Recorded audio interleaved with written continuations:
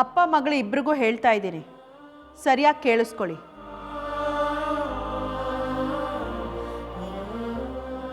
ನೀವು ಅವಳು ಮದುವೆ ಮಾಡ್ತೀನಿ ಅಂತ ಅವಸರವಾಗಿ ಕುಣ್ಕೊಂಡು ಹೋದ್ರಲ್ಲ, ಮಂಜುನಾಥ್ ನನ್ನ ಆತ್ಮೀಯ, ಅವನ ಜೊತೆ ಸಂಬಂಧ ಬೆಳೆಸ್ತೀನಿ ಅಂದ್ರಲ್ಲ, ಅದ್ರ ಪರಿಣಾಮ ಏನಾಯಿತು ಅಂತ ಈಗಾದರೂ ಗೊತ್ತಾಯ್ತಾ?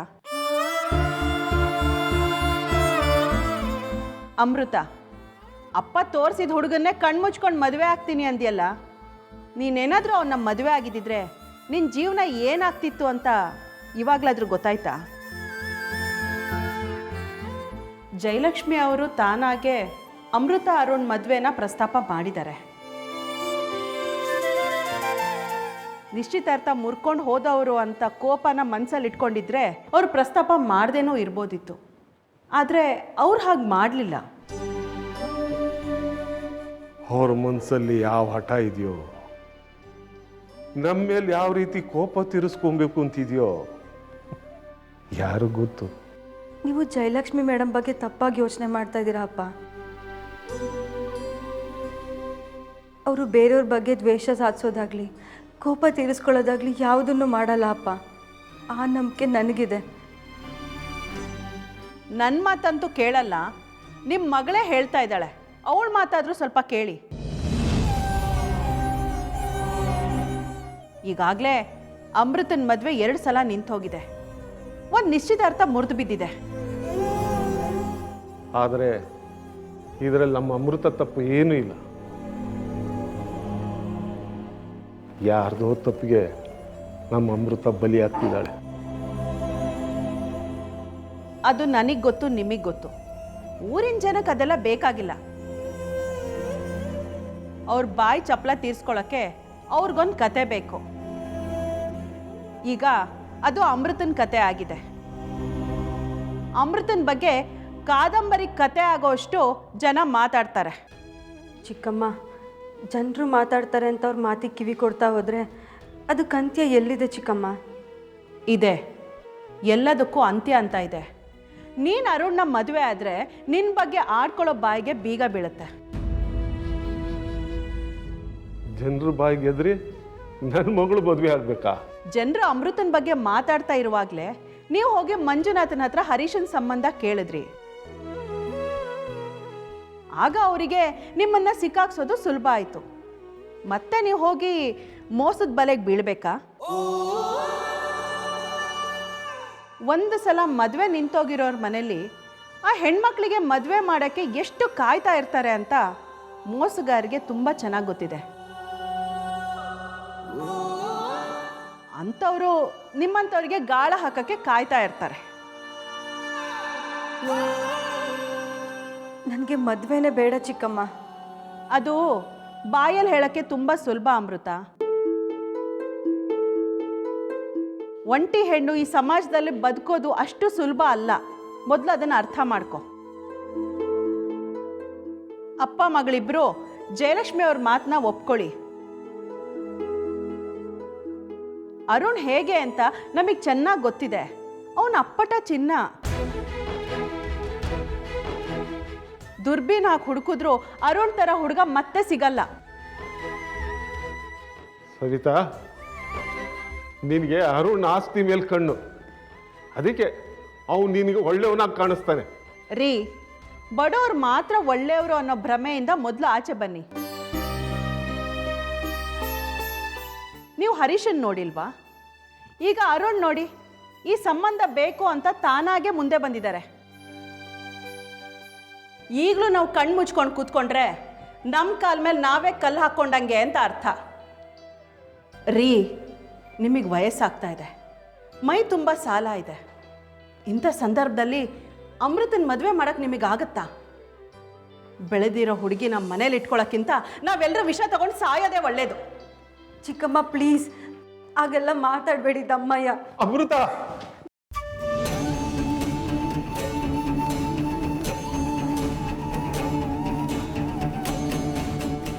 ದಯವಿಟ್ಟು ನನ್ನ ಕ್ಷಮಿಸ್ಬಿಡು ಮಗಳೇ. ನನ್ನ ಕೈನಲ್ಲಿ ನೀನು ತಕ್ಕ ಹುಡುಗನ ಹುಡುಕಿ ಮದುವೆ ಮಾಡೋಕ್ಕಾಗಲಿಲ್ಲ. ನನ್ನ ಹಣೆ ಬರಹನೇ ಸರಿ ಇಲ್ಲದೆ ಇರುವಾಗ ಪಾಪ ನೀವೇನು ಮಾಡೋಕ್ಕಾಗತ್ತೆ ಅಪ್ಪ? ದಯವಿಟ್ಟು ನೀವು ನಿಮ್ಮ ಮನಸ್ಸಿಗೆ ಏನೇನೋ ಹಚ್ಕೊಂಡು ಕೊರಗಬೇಡಿಯಪ್ಪ. ಇಲ್ಲ ಮಗಳೇ, ನಾನು ಕರ್ತವ್ಯ ನಿಭಾಯಿಸೋದ್ರಲ್ಲಿ ಸೋತೋಗಿದ್ದೀನಿ. ನಿನಗೆ ಅರುಣ್ ಮದುವೆ ಆಗಬೇಕು ಅನ್ನೋ ಇಷ್ಟ ಇದ್ದರೆ ಹಾಗೂ ಕಂದ, ನಾನು ಬೇಡ ಅನ್ನಲ್ಲ. ಇದು ನಿನ್ನ ಬದುಕಿನ ಪ್ರಶ್ನೆ ಕಂದ. ಅರುಣ್ ಬೇಕು ಬೇಡವೋ ಅನ್ನೋದನ್ನು ನೀನೇ ನಿರ್ಧಾರ ಮಾಡುವ. ಹಾಂ,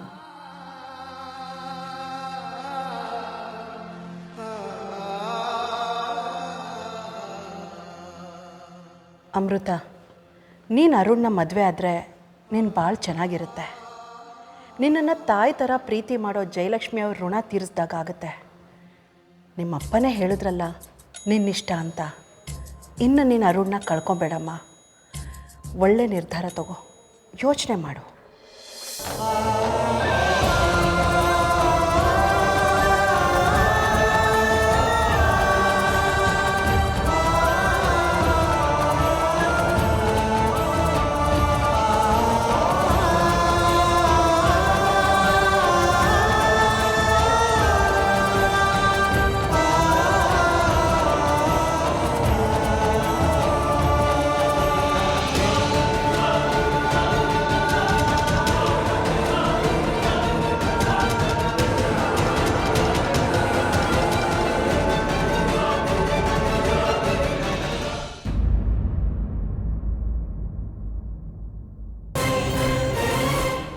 ಏನೇ ಸಂಗೀತ, ಆ ಹುಡುಗಿನ ಕರ್ಕೊಂಡು ಬರ್ತೀನಿ ಅಂತ ಹೋಗಿದ್ಲತಾ, ಪತ್ತೇನೇ ಇಲ್ಲ. ಇವಳು ಈಗಲೇ ನಮ್ಮನ್ನು ಇಷ್ಟೊಂದು ಕಾಯಿಸ್ತಾ ಇದ್ದಾಳಲ್ಲೇ. ನೀನು ಓವರ್ ಥಿಂಕಿಂಗ್ ಎಲ್ಲ ಮಾಡಬೇಡ ಕಣಮ್ಮ. ಬರ್ತಾರೆ ತಗೋ, ನಿನಗೆ ಗೊತ್ತಲ್ಲ ಬ್ಯಾಂಗ್ಳೂರ್ ಟ್ರಾಫಿಕ್ ಹೇಗಿದೆ ಅಂತ. ಸರಿ, ನೀನೇ ಒಂದು ಕಾಲ್ ಮಾಡು, ಆ ಮಹಾರಾಣಿ ಎಲ್ಲಿದ್ದಾಳೋ ಅಂತ ತಿಳ್ಕೊ.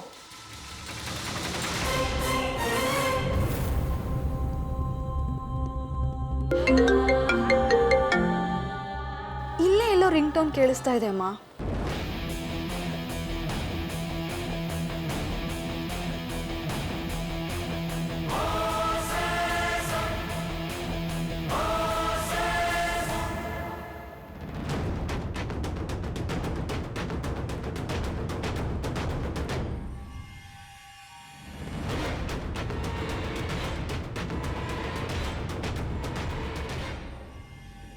ಆಹಾ, ಬಹಳ ಚೆನ್ನಾಗಿದ್ದಾಳೆ ಕಣೆ ಈ ಹುಡುಗಿ.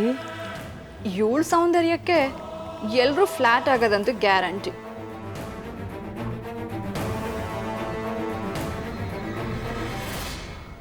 Hello madam. ಹೇಗಿದ್ದಾಳೆ ನಮ್ಮ ಹುಡುಗಿ? ಹಾಂ, ವೆರಿ ಗುಡ್. ನೋಡೋದಕ್ಕಿಂತ ತುಂಬ ಚೆನ್ನಾಗಿದ್ದಾಳೆ.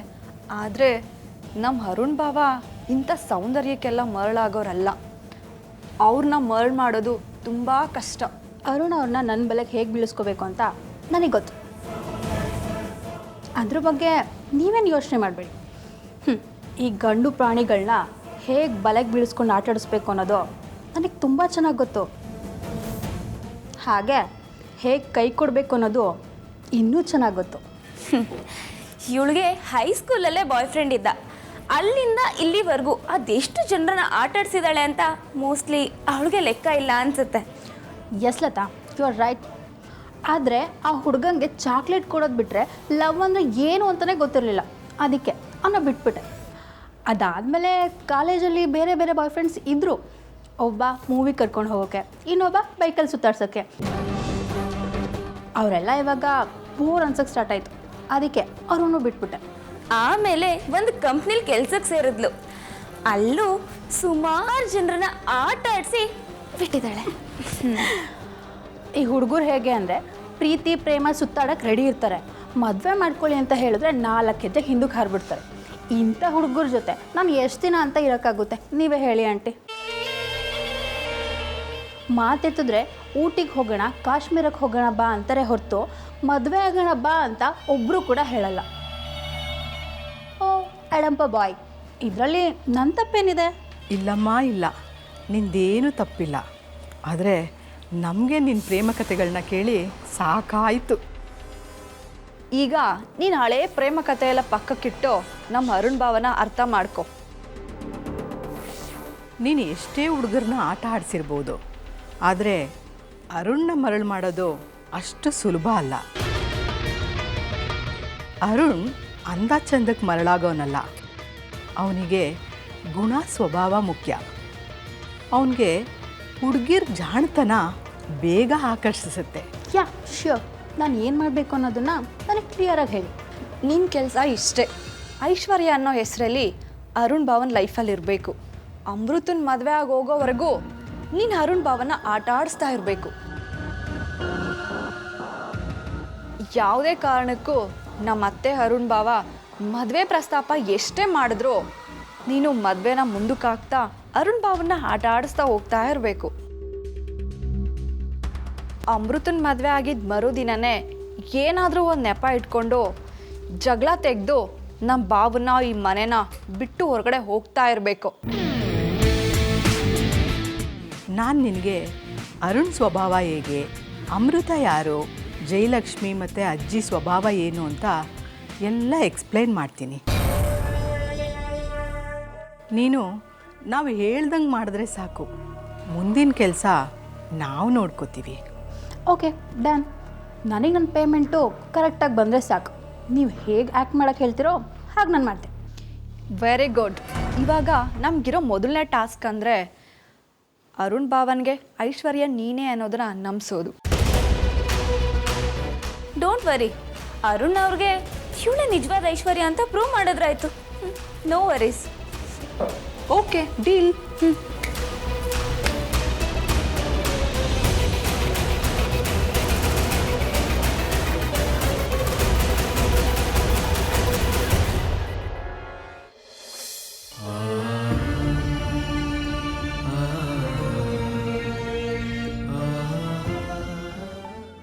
ಅಮೃತ, ಯಾಕಮ್ಮ ಹೀಗೆ ಸುಮ್ಮನೆ ತಲೆ ಕೆಳಗೆ ಹಾಕ್ಕೊಂಡು ನಿಂತಿದ್ಯಾ?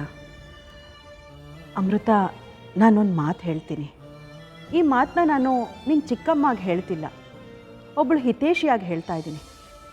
ದಯವಿಟ್ಟು ನನ್ನ ಮಾತನ್ನ ನೀನು ತಪ್ಪಾಗಿ ತಿಳ್ಕೊಳ್ಬಾರ್ದು. ಚಿಕ್ಕಮ್ಮ, ನಾನು ಯಾವತ್ತೂ ನಿಮ್ಮ ಮಾತನ್ನು ತಪ್ಪಾಗಿ ಅರ್ಥ ಮಾಡ್ಕೊಳ್ಳಲ್ಲ ಚಿಕ್ಕಮ್ಮ. ಏನು ಅಂತ ಹೇಳಿ. ಅಮೃತ, ಅರುಣ್ಗೀಗಾಗಲೇ ಮದುವೆ ಆಗಿ ಹೆಂಡ್ತಿನ ಕಳ್ಕೊಂಡವನು.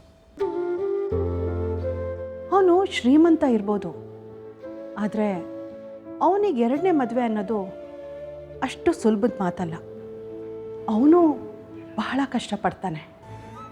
ಇದು ನಾನು ನನ್ನ ಅನುಭವದಿಂದ ಈ ಮಾತು ಹೇಳ್ತಾ ಇರೋದು.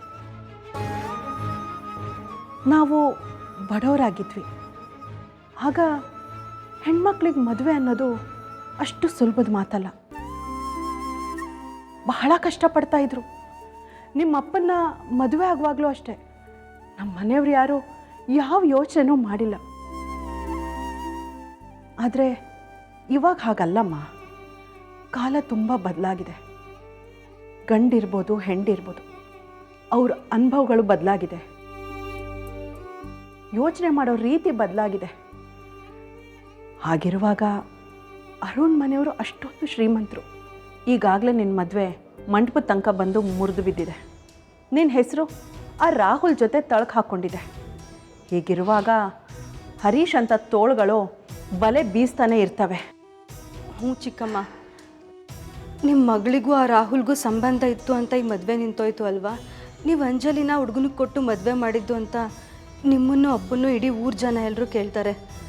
ನನಗೂ ಅರ್ಥ ಆಗತ್ತೆ ಚಿಕ್ಕಮ್ಮ. ಮಂಜುನಾಥ್ ಅಂಕಲು ಹಾಗೆ ಯೋಚನೆ ಮಾಡಿರ್ಬೋದು.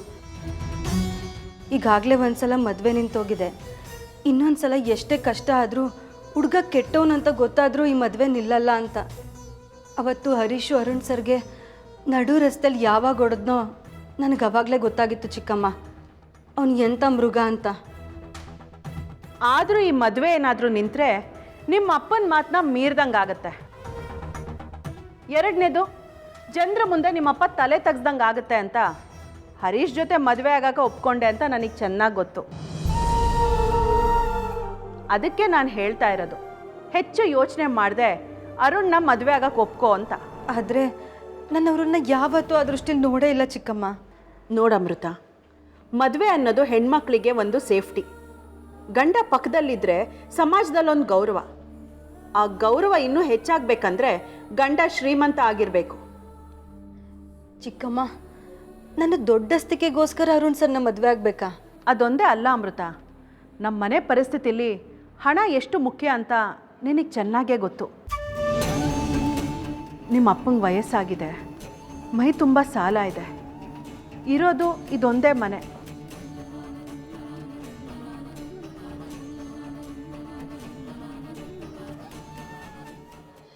ಯಾವ ಮಳೆಗಾಲದಲ್ಲಿ ಮನೆ ಬಿದ್ದೋಗುತ್ತೋ ಒಂದು ಗೊತ್ತಿಲ್ಲಮ್ಮ. ನಾನು ದುಡ್ದು ಅಪ್ಪನ್ನು ನಿಮ್ಮನ್ನು ಇಬ್ಬರೂ ಚೆನ್ನಾಗಿ ನೋಡ್ಕೋತೀನಿ ಚಿಕ್ಕಮ್ಮ. ಎಲ್ಲ ಸಾಲನೂ ನಾನೇ ತೀರಿಸ್ತೀನಿ. ನನಗೆ ನಂಬಿಕೆ ಇಲ್ಲ ಅಂದ್ಕೊಂಡ್ಯಾ? ಖಂಡಿತ ನಂಬಿಕೆ ಇದೆ. ಹೆಣ್ಮಕ್ಳು ಒಂದಲ್ಲ ಒಂದಿನ ಮದುವೆ ಆಗಿ ಗಂಡನ ಮನೆಗೆ ಹೋಗಲೇಬೇಕು. ನೀನು ಅಷ್ಟೆ, ನಾಳೆ ದಿನ ಮದುವೆ ಆಗಿ ನಿನ್ನ ಗಂಡನ ಮನೆಗೆ ಹೋಗ್ತೀಯ. ನೀನು ಹೋಗೋ ಮನೆಯವರು ಹೇಗಿರ್ತಾರೋ ಏನೋ. ನೀನು ಒಂದ್ಸಲ ಮದುವೆ ಆಗಿ ಹೋದ್ಮೇಲೆ ಈ ಮನೆ ಮಗಳಾಗಿ ಉಳಿಯಲ್ಲಮ್ಮ, ಆ ಮನೆ ಸೊಸೆ ಆಗ್ತೀಯ. ನೀನು ಒಂದ್ಸಲ ಆ ಮನೆ ಸೊಸೆ ಆದಮೇಲೆ ಆ ಮನೆ ಕಷ್ಟಗಳು ನಿನ್ನ ಹೆಗ್ಲ ಮೇಲಿರುತ್ತೆ. ಆ ಸಂದರ್ಭದಲ್ಲಿ ತವ್ರ ಮನೆ ಅಂತ ಜಪ ಮಾಡೋಕ್ಕಾಗತ್ತಾ? ಆ ಲೆಕ್ಕದಲ್ಲಿ ನನ್ನ ಅರುಣ್ ಸರ್ನ ಮದುವೆ ಆದರೂ ಅಷ್ಟೇ ಅಲ್ವಾ ಚಿಕ್ಕಮ್ಮ? ಅಲ್ಲೇ ನಿನ್ನ ಲೆಕ್ಕ ತಪ್ಪಾಗ್ತಾ ಇರೋದು. ಜಯಲಕ್ಷ್ಮಿ ಅವ್ರು ಏನು ಅಂತ ನಮಗೆಲ್ಲ ಗೊತ್ತು. ಅವ್ರ ಮನೇಲಿ ಈಗಾಗಲೇ ಲಕ್ಷ್ಮಿ ಕಾಲು ಮುರ್ಕೊಂಡು ಕೂತಿದ್ದಾಳೆ. ಅವ್ರ ಒಳ್ಳೆತನ ನಮಗೆ ಚೆನ್ನಾಗಿ ಅರ್ಥ ಆಗಿದೆ. ಯಾರಾದರೂ ಕಷ್ಟದಲ್ಲಿದ್ದರೆ ಸಾಕು, ಅಯ್ಯೋ ಅಂತ ಮನಸ್ಸು ಮಿಡಿಯುತ್ತೆ. ನನಗೆ ಹುಷಾರಿಲ್ಲ ಅಂತ ನೀನು ಅವ್ರ ಹತ್ರ ಹೇಳಿದ ತಕ್ಷಣ ಬೆಂಗಳೂರಿಗೆ ಟಿಕೆಟ್ ಮಾಡಿ ನನ್ನನ್ನು ಕರೆಸ್ಕೊಂಡ್ರು. ಹಾಸ್ಪಿಟ್ಲಲ್ಲಿ ಚೆಕಪ್ ಎಲ್ಲ ವ್ಯವಸ್ಥೆನೂ ಅವರೇ ಮಾಡಿದ್ರು. ನೀನು ಅವ್ರ ಮನೇಲಿ ಕೆಲಸಕ್ಕಿದೆಯಾ ಅನ್ನೋ ಒಂದೇ ಕಾರಣಕ್ಕೆ ಇಷ್ಟೆಲ್ಲ ಮಾಡಿದವರು ನಾವು ಅವ್ರ ಬೀಗರಾಗ್ತಿದ್ದೀವಿ ಅಂದ ತಕ್ಷಣ ಇನ್ನೆಷ್ಟು ಚೆನ್ನಾಗಿ ನಮ್ಮನ್ನು ನೋಡ್ಕೊಳ್ಳಲ್ಲ. ಅಮೃತ, ನೀನೇನಾದರೂ ಅರುಣ್ ಮದುವೆ ಆದರೆ ಈ ಮನೆ ಹಣದ ಸಮಸ್ಯೆ ಎಲ್ಲ ತೀರೋಗುತ್ತೆ. ನಿಮ್ಮಪ್ಪ ಈ ಊರಲ್ಲಿ ತಲೆ ಎತ್ಕೊಂಡು ತಿರ್ಗೋ ಹಾಗಾಗತ್ತೆ. ಆದರೆ ಅಪ್ಪನಿಗೆ ಅರುಣ್ ಸರ್ ಅಂದರೆ ಇಷ್ಟ ಇಲ್ವಲ್ಲ ಚಿಕ್ಕಮ್ಮ? ಯಾರು ಹೇಳಿದ್ದು? ನಿಮ್ಮ ಅಪ್ಪಂಗೆ ಅರುಣ್ ಮೇಲೆ ಹಠ ಇತ್ತು ಅಷ್ಟೇ. ಅವರು ನಮ್ಮ ಊರಿನ ಹಾಸ್ಪಿಟ್ಲಿಗೆ ಸಹಾಯ ಮಾಡಿದಾಗ ನಿಮ್ಮಪ್ಪ ಎಷ್ಟು ಸಂತೋಷ ಪಟ್ಟರು ಗೊತ್ತಾ? ಅವರು ನನ್ನ ಹತ್ರ ಹೇಳ್ತಾ ಇದ್ರು, ಅಮೃತನ ಮದುವೆ ಆದ ತಕ್ಷಣ ಅರುಣ್ನ ಮನೆಗೆ ಊಟಕ್ಕೆ ಕರಿ ಅಂತ. ಅಮೃತ, ಅದು ಅಲ್ಲದೆ ಅರುಣ್ನ ಯಾರು ತಾನೇ ಇಷ್ಟಪಡಲ್ಲ ಹೇಳು? ನೀನೇನಾದರೂ ಅರುಣ್ನ ಒಪ್ಕೊಂಡಿದ್ಯಾ ಅಂತ ಗೊತ್ತಾದರೆ ನಿಮ್ಮಪ್ಪ ಖಂಡಿತ ಇಷ್ಟಪಡ್ತಾರೆ. ಅಮೃತ, ಇನ್ನು ಏನಮ್ಮ ಯೋಚನೆ ಮಾಡ್ತಿದ್ಯಾ? ಒಪ್ಕೊಂಡಿದ್ದೀನಿ ಅಂತ ಹೇಳು. ನಾನು ಈಗಲೇ ಜಯಲಕ್ಷ್ಮಿ ಮೇಡಮ್ಗೆ ಫೋನ್ ಮಾಡಿ ಹೇಳ್ತೀನಿ, ಅವರು ಸಂತೋಷ ಪಡ್ತಾರೆ. ನಾನು ಈಗಲೇ ಏನೂ ಹೇಳೋ ಸ್ಥಿತಿಲಿಲ್ಲ ಚಿಕ್ಕಮ್ಮ. ನಾನು ನಿರ್ಧಾರ ತಗೊಳ್ಳೋಕೆ ಮುಂಚೆ ಒಂದು ಸಲ ಅರುಣ್ ಸರ್ ಹತ್ರ ಮಾತಾಡ್ತೀನಿ.